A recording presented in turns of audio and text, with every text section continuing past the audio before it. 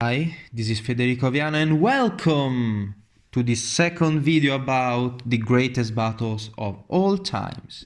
As we continue on with the great battle that occurred on the 15th of September of the year 9 after Christ, that is the Battle of Teutoburg.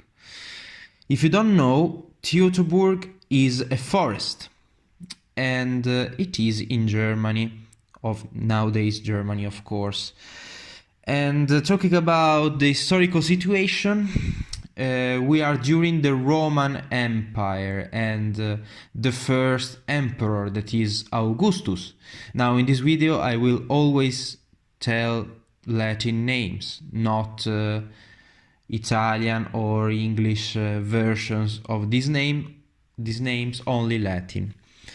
So Augustus is the emperor, and he wants to extend his territories. And in fact, there is the German border that is still blocked, we can say. The Romans can't expand as far as the river Rhine. So the Rhine is the border of the Romans. And in the same year, there is a great revolt in the Illyricum, that corresponds more or less to nowadays Croatia. And this revolt was so huge that the General Tiberius, a great general, had to go there. So he moved his troops from the German border to the Illyricum and left alone General Varus, that controlled only 3 legions, where 3 legions at that time were a huge amount of troops. We are talking about 20,000 men. And these 3 legions were the 17, the 18, and the 19 legion. So his aim was to control the border and keep the situation at bay. And at the same time, we must present Arminius. Arminius is a German nobleman. He was the son of the chief of the Cherusci, that was a German tribe, and the Cherusci were defeated by the Romans when Arminius was a child, and he, with his brother Flavus, was taken by the Romans as an hostage because their father was the chief. And their father surrendered to the Romans, and after that the Cherusci tribe also disgraced his family. So Arminius grew up with the Romans culture. He became a soldier, and in fact he also became an equestrian. That was the most important charge for a common citizen, we can say, for a non-noble man in the Roman society. So he was also rich, and he commanded the Germans' auxiliary units. They were cavalry units, so he was very important, and he was also under the rule of General Varus, the man we introduced before. And while Flavus was very faithful to the Roman Empire, Arminius was not. He always wanted to strike the Romans, to defeat them, to kill them all, and he sought revenge. He wanted revenge with all himself. And when the rebellion in the Illyricum started to spread, and also half of the Roman army in Germany, we can say, moved, he thought that was the moment to act. So he went to the German tribes and tried to create a coalition. Now, the German tribes were divided a lot. They both had wars with the Romans, but also with themselves. So it was very difficult for him to unite these barbarians, we can say. But at the end, he could unite 15,000 men. So less than the Romans army, but they were a good amount of men. And he architected also a devil plan, we can say. And his bait was, of course, Varus and a rebellion. So he went to Varus one day while Varus was moving his encampment from the summer camp to the winter camp. And if you don't know, the summer camp is always the most advanced camp for the Romans, while the winter camp is more protected in the borders.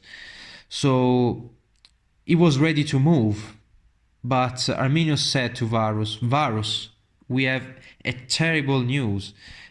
Many tribes are revolting. The local unrest is very high, and more every day are joining the revolt.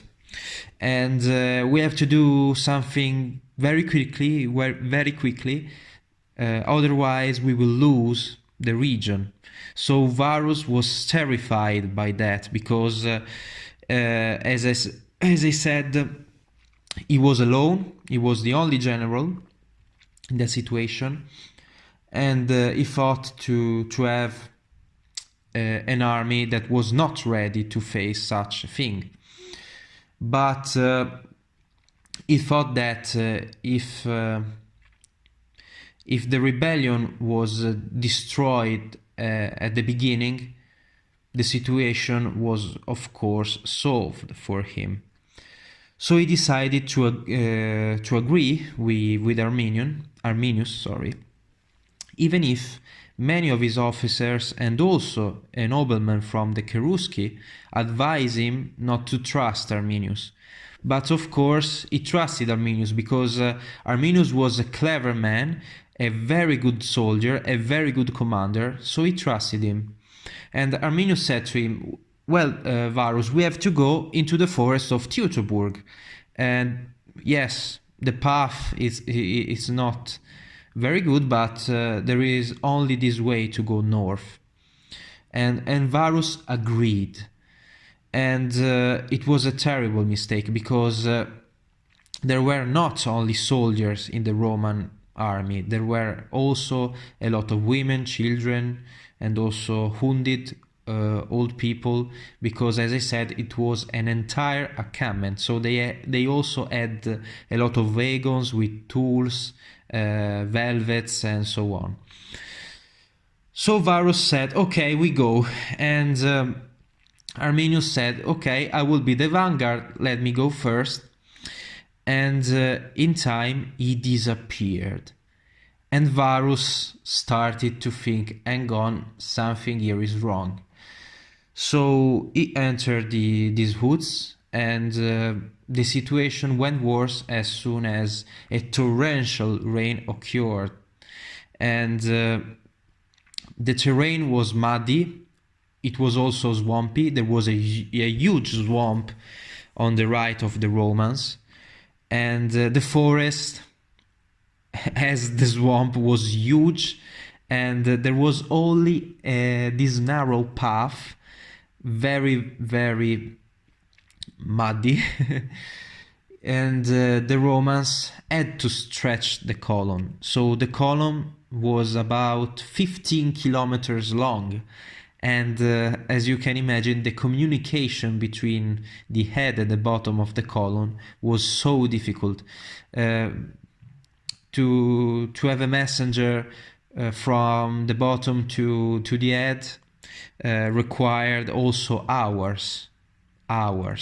And you can understand that if you are under attack, hours are a lot of time.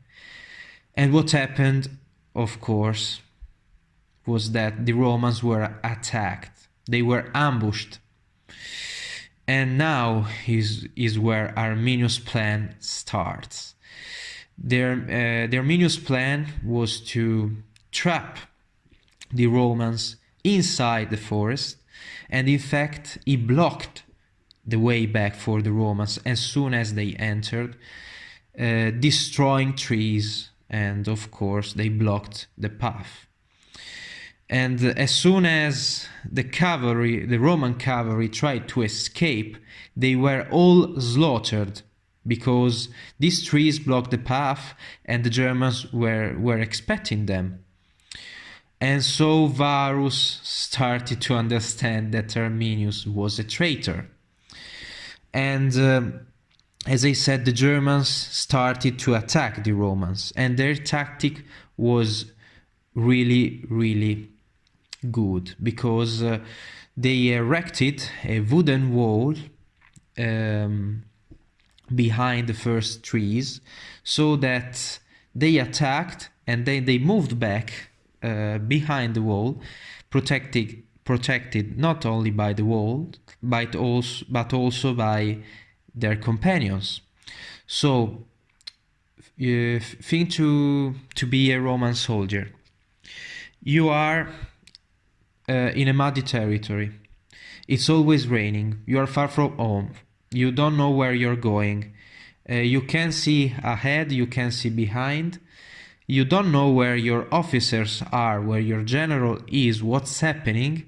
As I said, it's raining a lot. You have also a very, very heavy armor. It's also cold, because we are approaching winter. You can't see your enemy, because they are under cover, and you can see javelins, throwing axes coming to you, and you can do nothing. Also because you can't use your bows, because they are all wet, and the only thing you can do is to defend yourself. You can see your companions falling to the ground, wounded, dead, and also you can't help the wounded, because if they are wounded, they are a wave to carry on. And so you are facing this faceless enemy. You can't see him, but you know he is there, and he is seeing you, and he is waiting to kill you. So what can you do? Nothing. You must carry on, and that was the command from the order from Varus. He said, we must carry on, because we are trapped. You can't go back, you can't go right, you can't go left. You must only go on. That is the only way. And so the Romans did. Of course, a mile for the Romans at that time was like 10 miles, 20 miles, because it was a huge distance to cover, for all the reasons I've said till now. And the Germans were very clever. They attacked and then they came back, so that if the Romans followed them, the Romans were killed, because the wall protected the Germans. And there was nothing to do for the Romans. They were flesh. They couldn't do nothing at all. And the Germans knew that. But a very, very small hope came as soon as the Romans reached a plan in which they could build an encampment. But Varus, after also talking to his officers and discovering that many of them were killed as their men, Varus knew that the food was running out, and they couldn't stay there. They couldn't stay in that encampment. So he ordered to destroy this encampment, and he said, we must move on. And this is where Arminius started his final attack, because he blocked the way ahead, and he launched his final assault. So the whole German army attacked the Romans that were more or less half of the one of yes, the Romans that that arrived at the forest at the first time, at the first moment. So the Romans were attacked and they were all slain, all of them. No one survived that battle. No one, because the Romans died in battle. The ones who tried to flee were killed, or they died in the swamp, or because of illness. They were all killed. No one survived, as I said, and many of them killed themselves. For example, the wounded to escape a life of a prisoner, they prefer to kill themselves. Also because, if you don't know, the Germans were very, very dreadful with the prisoners, because they did a thing you wouldn't like very much, that is called the eagle. They beheaded also the prisoners, but trust me, the eagle is worst. The eagle consists, think to be a Roman soldier, okay? You are blocked, someone at your back with a knife open your back, and with your skin, yes, treats your skin as wings, okay? They open your back, and then they can do whatever they want with your organs, with your flesh, with everything, and you can see what's happening. And of course they don't kill you at the first time, so the torture may last hours, days. I can't imagine what it could be. And this kind of torture was also a ritual, so you can imagine what happened there. And many of the Romans killed themselves, committed suicide before be taken prisoner, okay? And also one man we know very well killed himself, Varus. Varus committed suicide even if his soldiers were dying for him. And many of the Romans fight to the end. They made a literally last stand. Well, Varus maybe was a coward, but he was not a stupid, because he was a great general, and he was also very known in the Senate. And at the Roman times, if you were a general, you were of course a great man, because they didn't give present to you. So he was a great general, but he put his trust in the wrong person. That was of course Arminius, and so he was killed.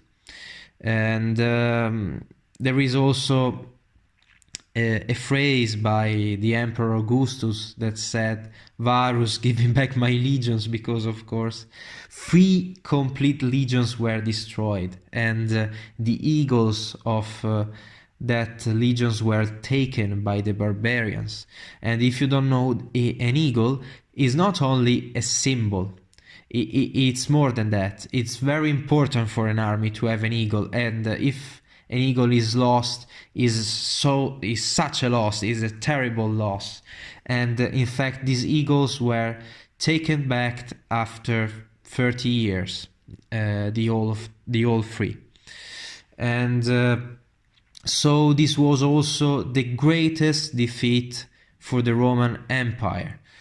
And if you ever wondered what is the most important defeat for the Romans, this is, not only by the losses, but also because after this event the Romans went never norther than the border they had with the Germans. And so this is a crucial event. And the Germans also attacked the encampment that were near the Rhine, and they destroyed them, one or two I think, but then the general Tiberius returned from the Illyricum and destroyed the rebellion. But Arminius was not killed. Arminius escaped, and at this point I want to say something about the role of Arminius and also the cinematographic representation of him. And the thing I don't like about movies and also TV series is that the Romans are always pictured as a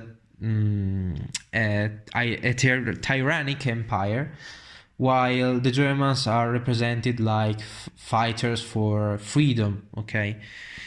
It's not the truth, because the Germans, as the Romans, were conquerors. As I said, these tribes tried to kill each other in every day. So the difference between Arminius and Varus, for example, is none. There is no difference. They both tried to conquer territories.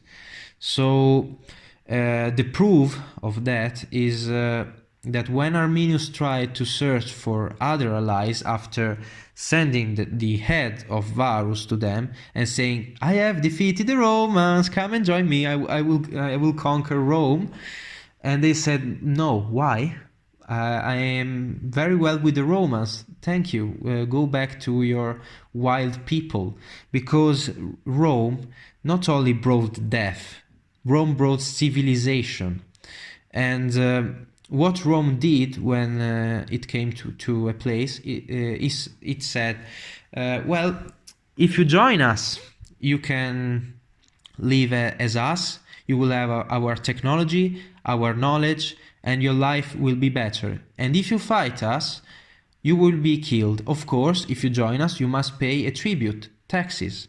And nowadays, what are we doing? We are paying tributes and taxes. Yes, maybe the only difference is that the Romans took slaves and they were very, very cruel sometimes, but